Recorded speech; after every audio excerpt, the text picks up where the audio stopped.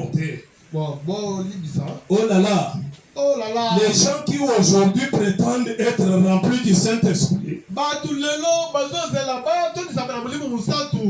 ont peur de faire confiance à Dieu pour un mal de dents. Est-ce que vous comprenez? Amen. Ils ont peur même de prier sur un mal de dents. Alléluia. C'est traverser le Jourdain. Aller de l'autre côté. La portion. La double portion du Saint-Esprit qui était sur Christ a été envoyé en église pour œuvrer et continuer l'œuvre jusqu'à ce qu'il vienne. Est-ce que vous m'avez compris?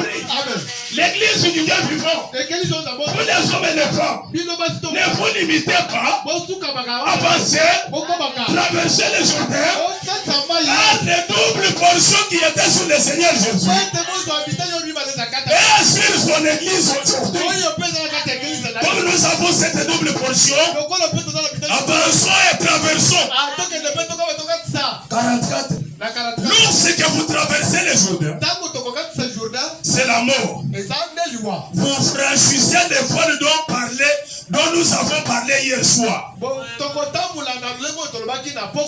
À l'intérieur du Saint des Saints, là où votre lumière n'est plus celle de ce monde, là vous allez marcher dans la communion, côte à côte avec Christ en vous. Christ en vous, l'expérience de la gloire. Le Saint-Esprit s'émouvant, vivant dans l'être mortel. Et si peut-être je vous disais ce soir que l'esprit d'un grand artiste était sur moi, vous vous attendiez à ce que je peigne des tableaux comme ces artistes. C'est que l'esprit de John Killigen était sur moi.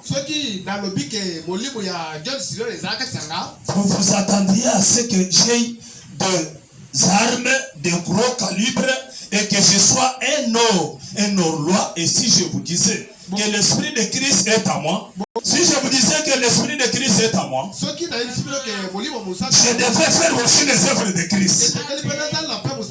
Vous aussi, si vous professez être chrétien, éloignez-vous du péché.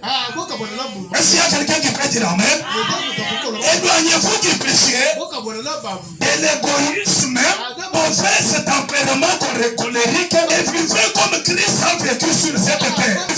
Humble et béni de Dieu. Amen, c'est juste.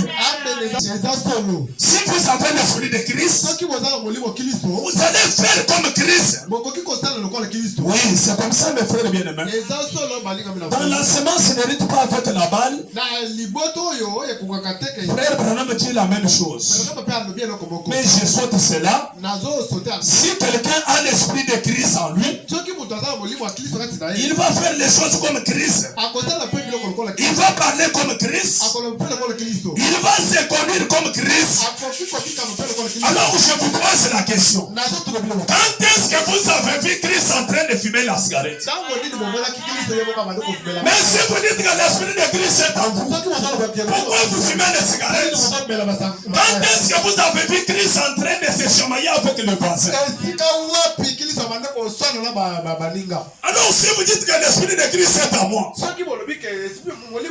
pourquoi vous chamaillez avec le voisin pendant que Christ n'avait pas fait cela?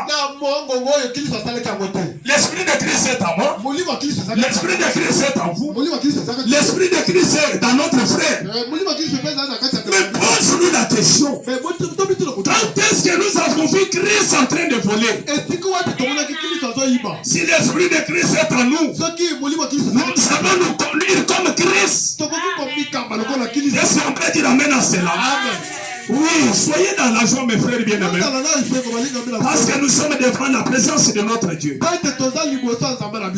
nous sommes devant notre Dieu. Dieu est notre Père. Il est en train maintenant de nous parler. Quand il va parler, Dieu s'adresse à une seule personne. Même si nous sommes au nombre de 100 personnes,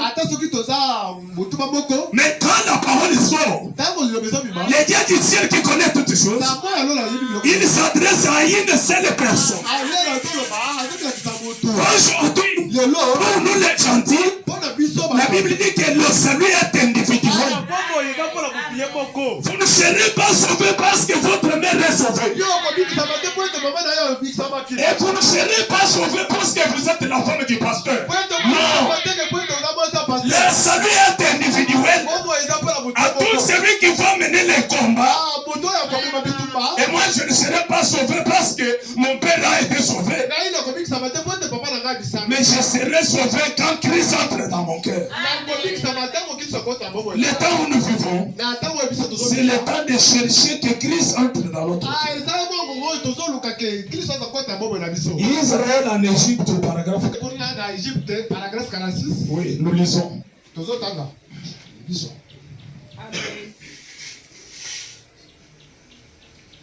Dans le jardin d'Éden, lorsque l'homme a péché, pour commencer, regardez la nature d'un péché. La nature d'un péché, c'est de se cacher devant Dieu. Oui, c'est sa nature. Mais il aurait fallu que ce soit Adam qui appelle Dieu. Parce que c'est bien lui qui avait péché. Or c'était Adam qui s'est caché devant Dieu. Tandis que Dieu a appelé Adam.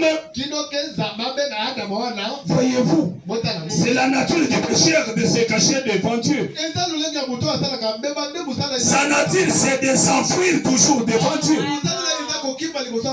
Il se cache derrière quelque chose. Mais néanmoins, Dieu l'appelle toujours. Dieu ne voulant pas qu'aucun périsse, mais il veut que tous se parviennent à la connaissance de la vérité. Branham dit que ça, c'est la grâce étonnante de Dieu.